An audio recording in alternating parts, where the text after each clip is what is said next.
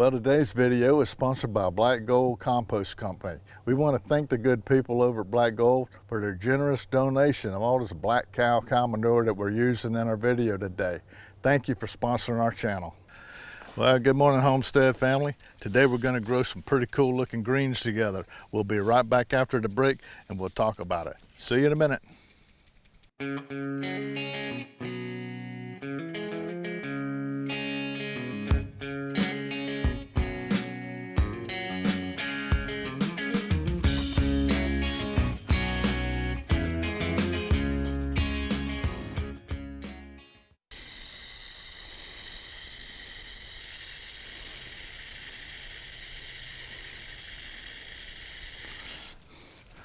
Well, welcome back, friends. Today we're going to grow a pretty cool green that Nancy was wanting. It's called kachimpsi. This is an Asian green. We got these seeds at Baker Creek Heirloom Seeds. If you haven't ever checked out Baker Creek online, go check them out. They got a lot of real cool looking stuff on there that are rare and unusual, which I like the rare and unusual, and they have a quality seed product, so I highly recommend Baker Creek. But today we're going to plant these kachimpsi greens. Now this is an Asian green, got a long stem and a leafy top, similar to well, I don't know what it's similar to. It's pretty good. I haven't grown this before myself personally, but it doesn't look too hard to do. Nancy asked me to get this, and I said, what you gonna do? You gonna make some soup? And she just smiled at me because she knows I like soup in the wintertime. So don't y'all like soup in the wintertime? Me too, man, it just refreshes me. But this can be direct sown in the ground in your earth bed, or you can grow it in containers, and that's what we want to do. I want to grow it in 3-gallon containers. So I've got my seeds started in my seed tray here for them, and we're going to get these over in the seed starting rack and let these get to germinating. Well, there we go. We got Miss Nancy some kachimpsi greens in the seed starting rack, off and running. So we'll be back in the days ahead and watch these as they progress. We'll plant these together in the containers and watch them all the way out to harvest. A total progression video. So we'll be back in about 2 weeks and we'll take a look at where we're at. We'll see you then. Well, welcome back, friends. Our kachimpsi's been growing for 16 days today, so I just wanted to give you an update on how well they're doing. If you take a look at them, you can see that the plants, the seedlings have emerged. They've got some good root structure, they've got some good stem structure, and they got plenty of true leaves. So today I want to take these out of the seed starting rack they've been in for the last couple of weeks, and we're going to bring them right over here to the hardening table. And we'll set them out here on the hardening table, and we'll let these things have full direct sun for a couple, 3-4 days. They've been over here in the seed starting rack, and they get a 40% shade at about the noon hour. So I want to be able to let them sit out here in the full direct sun for the full day. And I do that for about 3 days. They should be hardened off, and at that point we'll take it to the next step. So we'll be back in a few days. Well, good morning, Homestead family. Our kachimpsi's been growing for 21 days today. We planted these from seed into the seed starting trays, and they have done very well. They look like they are ready to transplant right now. I'm going to hold off for about another week, and the reason for that is we're having a very hot snap of weather down here in our early fall here in Florida this year. We've lost a lot of our garden already, and we're trying to recover and regroup. But the kachimpsi has done well because this area right here on the hardening table is subjected to morning sun and a little bit of noonday sun. But then as soon as it gets about 1:30 or 2 o'clock, these trees right here on the west side of the garden casts a shadow of shade down through here, and they get some relief, and they're protected from that damaging afternoon sun. So this seed starting area here is perfect for starting my seeds. But I don't want to put these out into any kind of a container or anything, and then they'll be subjected to all day sun yet, with temperatures going up to 88, 89 degrees for 7 days. So we'll be back in about a week. We'll put these out into some containers and we'll get them over on the grow table. If I'm still experiencing some real hot weather, we can put them under the shade cloth in Nancy's salad bar over there, and to protect them until we can get them out from under there and get them out into a full day of full sun. So we'll be back in the days ahead, and we'll get this beautiful kachimpsi into some 3-gallon containers, and we'll see what we get. We'll be back soon. Well, welcome back, friends. I think we've made it past that terrible heat wave that we had this year for the fall. Our kachimpsi's still in the seed trays. They've been in here for about a month, but that's about a week longer than I wanted to do it. But I didn't want to risk it trying to transplant these things with that heat wave, 89 degrees, 90 degrees, several days. So we took precaution and we waited. The seedlings are suffering a little bit by being in these seed cells too long, but I think we can get them to recover. We just get them out of these trays. So today I'm going to plant them in some 3-gallon containers. If you've never seen any of our videos before, I plant all my containers pretty much the same. I use the same container mix on every container plant that I grow. I make it myself at home. So Nancy can put a link up for you for a video on our channel on how to make container mix at home, and that's what I'll be using today in the 3-gallon containers. I'll also be putting blood meal in the buckets with these plants because I want to push the organic nitrogen. I want to encourage a lot of leaf growth, foliage growth on these, because that's the part that we're going to be eating and harvesting. So heavy up on the blood meal. I'll put about 3 tablespoons in the bucket, then I'll wash that, I'll soak that bucket down, and then I'll add some more soil on top of that pre-soaked soil. Then we'll take them over here to the planting table, and we'll dig a hole 4 inches deep from the center of my middle finger to the center of my palm. We'll dig a new hole on top, put some more blood meal in the hole, put the seedling in, and we should be ready to go. At that point, we'll take the little brand new plantings over to the grow tables back here, and we'll get them set out where they can get some direct sun. Now that the temperatures are down into the 70s, I think they'll be just fine. So I want to get them to recover from some of this little bit of yellowing they're doing, and get them nice and healthy and green again. So let's get started.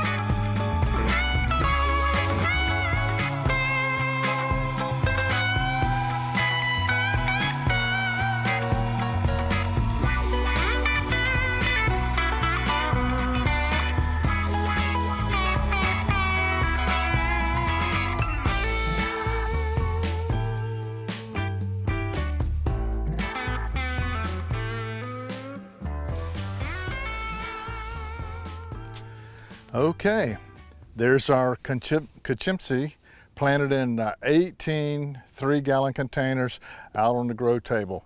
So I should be able to see a lot of big improvement in this in the next week or two, you know, now that I've stepped up into a bigger container and the temperatures are coming down. So I think we might be through the storm. So we'll be back in a couple of weeks. We'll take another look at see how we're doing with these beautiful greens and check in with you then. See you soon. Well, welcome back, friends. Our kachimpsi's been growing for 5 weeks since we started them from seed, and they're doing very well out here in the 3-gallon containers. We finally got past that heat wave here, and since we got down into the cooler temperatures, they really have started to come to life now. So I think in the days ahead, we're going to see some really rapid development of these beautiful greens, and we'll keep you posted all the way through to harvest. So we'll be back in a couple of weeks, and we'll take another look at the progress these little fellers have made. See you soon. Well, good morning, friends. We're only a couple of days short of being 8 weeks since we planted these beautiful kachimpsi from seed. They've done great this year. I couldn't be more pleased. We survived that early fall heat wave. We got through that, and we got them out on the grow table in 3-gallon containers, and they've done well in the 3-gallon containers. So I will continue to grow in 3-gallon containers when I grow this type of green. They're ready to start harvesting now. They will continue to grow. They will get a little bit bigger, but you can start eating them. At this point, they're ready to start eating. And you can harvest it, you know, around the bottom and harvest off leaves around the bottom and leave the center core of the plant intact, and it will grow new leaves, and you can get multiple harvests that way.